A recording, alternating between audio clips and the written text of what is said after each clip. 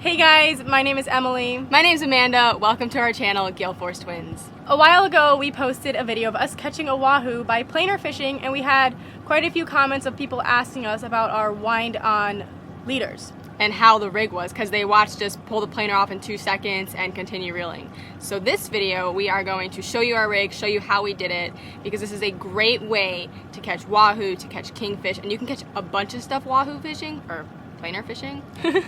But the nice thing about planer fishing is you can fish different depths of the water column at different speeds and target different species. So we will start this video by showing you all of the gear and tackle that we have for planer fishing, and then we will go out and show it to you in action, how to trip the planer, set the planer, what a bite looks like, all that stuff. So make sure you continue to watch this video because we're going to show you everything from start to finish.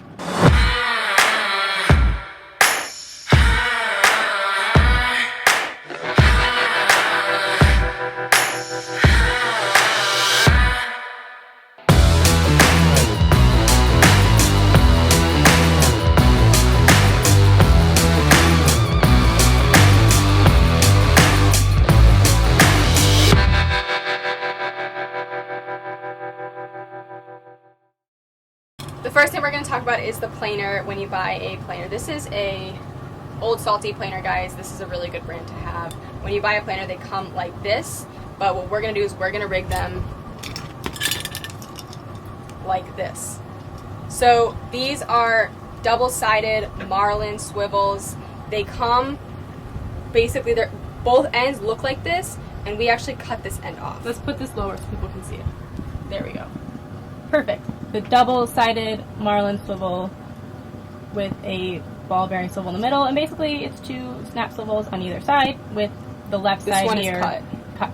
Okay. Okay, so let me just start by showing you that when you're fishing and your planer is set, it looks like this in the water, and when you get that bite, it trips. And that's when it trips, you'll see the rod tip start bouncing, or it'll go slack, and you'll know you had a bite. I'll show you the rod and the reel, and then I will show you the rest of it from there. So we are using Accurate Valiant 1000s, and they even say Gale Force on them. See, Gale Force, so cool. And we have custom RainShadow rods that Connley helped build for us. Team RainShadow, Gale Force, thank you Connley and RainShadow. And we are spooled with 80-pound braid. Red braid's our color, red braid's the Gale Force color. And if you guys are looking to get a planer rod, go to your local tackle store, talk to your guide, and but if you're they will local help to you. South Florida, East Florida, you can go to Connley and tell them you want a RainShadow rod like the Gale Force Twins. definitely. All right, so Heck, you don't have to be local, you could just give them a call. the first knot we have is a bimini, and this bimini is going to go straight to our bridle. This is our planer bridle, all right? So it has two swivels right there. One swivel, Another swivel swivel. on either end. In the middle of this is 200-pound braid. I'm pretty sure these are SPRO swivels. You guys just want to make sure you have nice quality gear with planer fishing because there's a lot of tension on the rod, a lot of tension on the planer, there's a lot of tension, period, from the planer to the boat pulling the planers to the fish bite. These bridles, like I said, if you're local to South Florida, Southeast Florida, some tackle stores will carry this bridle in a kit with your Marlin swivels already cut, like set up, ready to go. If not, you just got to make it. It's not hard. The idea is that the planer will attach here, which I'll show you that once we get out there. It's a little bit easier when I have it spread out behind the boat. From the bridle, we are going to move to, we have around 100 feet of 60-pound mono. It's really important to have that 100 feet. I'm going to start reeling this up on here. It's really important to turn the clicker off. It's really important to have that 100 feet because when you get that fish bite, you really need that shock absorption, and you're not going to get that with braid. So you really, really want to make sure you have your 100 feet of mono wind-on leader. Right, guys, there's a lot of tension on these rods and line and everything, and braid has no shock absorption. It does not stretch at all, but mono has quite a bit of stretch to it. All right, from our mono wind on, we go straight to our 60-pound fluoro leader. Right here, this is a blood knot, if you can see that. Yep. You guys can also tie a double uni as long as you have a good strong line to line knot. And we have 10 to 15 feet of 60-pound fluoro leader. And from there, we have our sea witch, followed by a pink skirted squid, And underneath it is a little mylar. We don't always use mylar if we don't have it. It's not really the end of the deal. But the 100% that we have every time is a sea witch followed by a squid. And you can change the color up. We really like these colors when we're targeting wahoo and the water's nice and blue. You can also catch kingfish, barracuda this way. And from here we go to our hook. Again, local for us in our tackle shops will sell these hooks pre-made. But if you can't find them pre-made, you can make them with the right tools. You can add this ball bearing swivel, take some Monel wire, and you're going to attach your bonita strip or your mullet strip to your hook. Some people do a little tippet of wire at the end or at the beginning, whichever way you think about it, and to help prevent cutoffs. But if you're using a long shank hook and you have your swivel, we don't do the wire. We think you get more bites without wire, and we like to take our chances. That basically sums up our rig, and I think the best thing for us to do at this point is to get out there, show it all in action. We're going to show you guys how to attach the planer, how to set the planer, how to trip the planer, and how to know when you get a bite, what to do when you have a bite. So let's just get out there, get fishing, and put it all in action.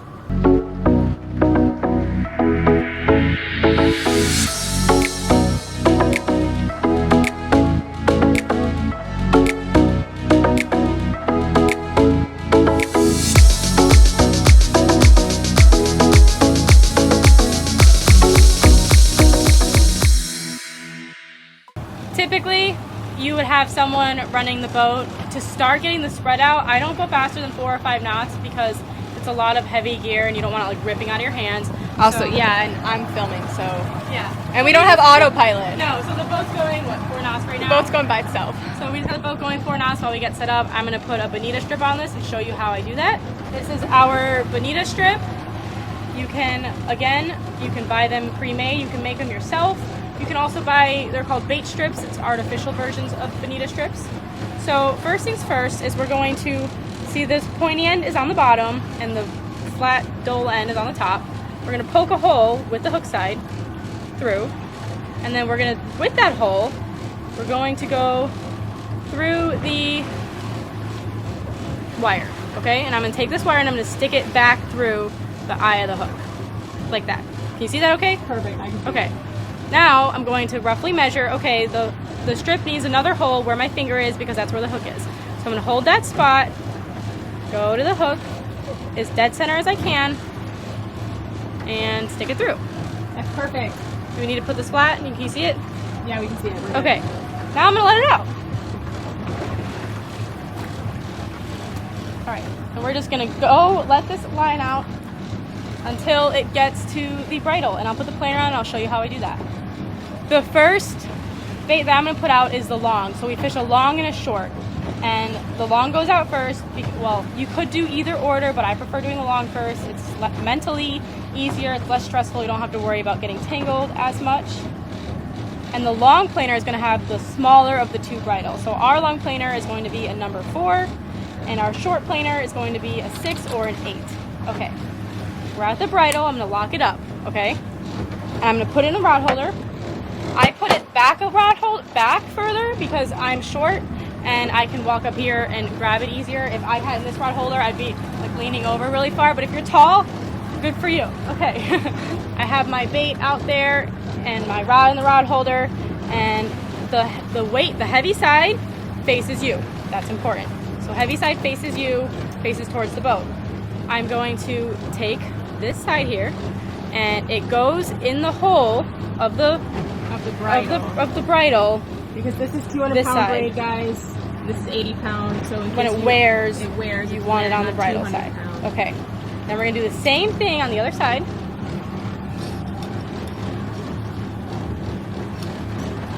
Hold it out. Okay. That's what it looks like.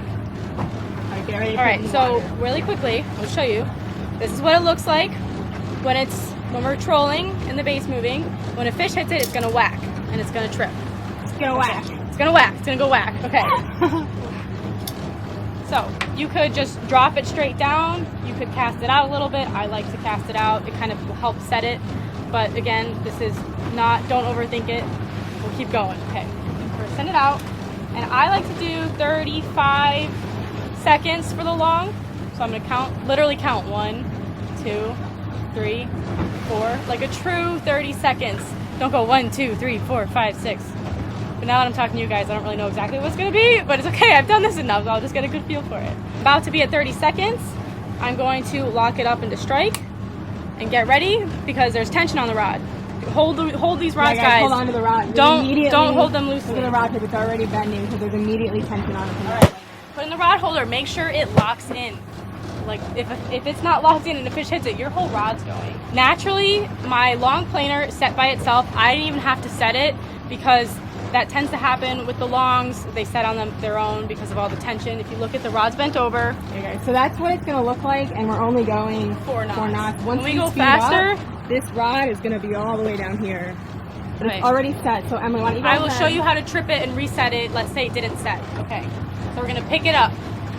Hold on, guys. Hold on to it. You're going to lift it up high. You're going to drop it fast and lift it fast. Just one time. Snap it. So ready? I'm lifting it high. I'm going to drop Wait, and let me get a shot of the rod tip. Look how high she has it. Okay, All right, ready? Go for it. There we go. There we go. See the Now slack? look at the rod tip. Now that it's slack, when you go to put it down, you might accidentally reset it, guys. So make sure you hold it high. Keep it up. And put it back in the rod holder. And now, guys, look at the rod tip now. That's an unset plane. Now we're going to set it. Right. So we're going to grab some line, hold it high, and we're literally going to drop it. Set. Just like that. That was beautiful. All right, let's do the short side. Look at that, guys. That's a bite. Okay, reel, Emily. All right, so I didn't even get the short planer out and we just got bit because we're trying to show you guys everything. So as you can see, I am fighting this fish in the rod holder. These are very heavy duty, like I said. You're not gonna wanna pick it up. You're gonna wanna keep it in the rod holder. You can, and I know people that have, but I wouldn't. And so also I'll add that we're only going 4 knots, so I'm going to assume this is not our targeted species, not a wahoo. It could be a bonita or kingfish. Kingfish definitely like it slower, so do barracudas. Wahoo like it faster. If you guys want to target kingfish, I recommend going 5 knots. Go 5 knots, get close to the reef, 100 feet of water. If you want to target wahoo, go out 150, 200, even 8 knots. And then if you're fishing off the east coast of Florida, you can go out to 400 feet of water because it gets deep super fast. We're out of the Keys today. So you guys saw how subtle that rod tip was moving. You'll get used to it. You'll learn what it looks like. You'll learn what it looks like on your rods. All right, here comes the planer. I'll remove the planer, so Emily, why don't you film this? All right. Stop there. So I'm going to stop reeling. So reel a little more. The planer. Reel. Thank you. All right, guys, Listen to her. look at this. I'm just going to pull it off. Just like that. Drop the line, guys. And then I'm going to gently let go of the line. I'm not going to, like, pop it. If you drop the line, you could risk losing the fish. You want to gently, like, put it back. Tell your angler to keep reeling. We're getting close, Amanda. Well, this isn't, I'm just going to swing him. Wow. He's feisty. Here, I got it. Reel a little more. Careful. Reel a little more. Reel a little more.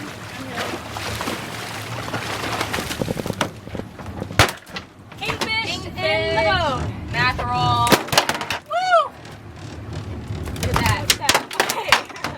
All right, guys, as we were saying earlier, 4 or 5 knots, kingfish love that speed. Clearly it worked. I say we go ahead and let this one go.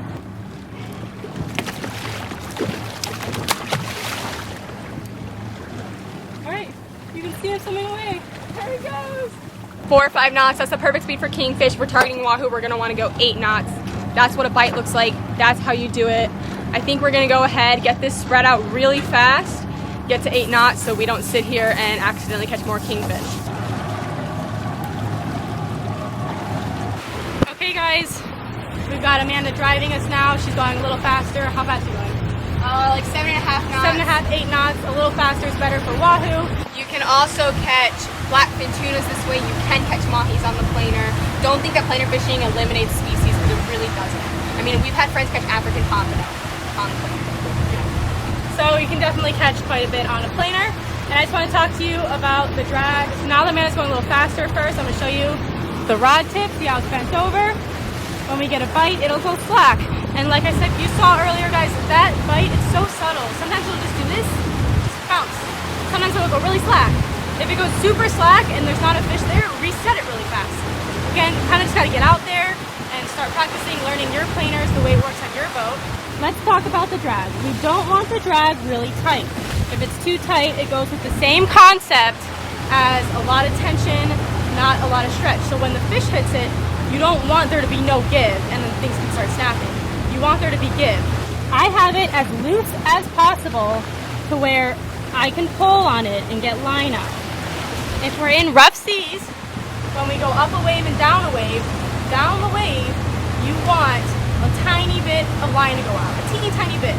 Just like, what, a half inch? Yeah, you just don't want it like, you don't want the whole thing running out while you're doing it. And then let me add this too. When you get that bite and you slow the boat down, back the drag off. So if we get a bite of going 7.5 knots right now, I'm not going to keep the boat at 7.5 knots. I'm going to slow down, but you still want to keep the boat moving forward. Maybe slow down to like 4 knots, 5 knots. Back the drag off a little bit and let your angler fight the fish. All right, guys, we just got our bite going at, we were going like 7.5 knots. I'm going a little fast while I'm going to reels that in. 170 feet of water. I'm only going to slow down to like 5 knots right there. All right, let's go check on Emily. I got to drive the boat and multitask over here. Guys, just so you know, it is okay to leave your second planer out as long as you're careful and you can drive the boat. You don't have to pull it in. How does it feel? Does it feel like a good size? It feels like a good size, definitely. And see, I'm also guiding the line back and forth as I'm reeling. Guys, this, if you look at the rod tip, even though she's reeling in the fish, and that's a lot of that actually just occurred, that's also what a bite will look like. It's just like little, you're watching the rod tip, you're not necessarily like expecting the line to be screaming, it's just little taps on the rod tip. Okay, we're at the planer. Okay, we're at the planer. Watch how she lets go of the line really gently. Here it is, guys. We caught our bonita, nice big bonita, right there. All right, we're gonna keep him for bait.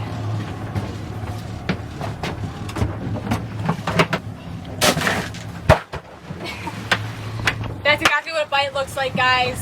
That's how you catch kingfish, wahoo, tuna. You can catch it all like that.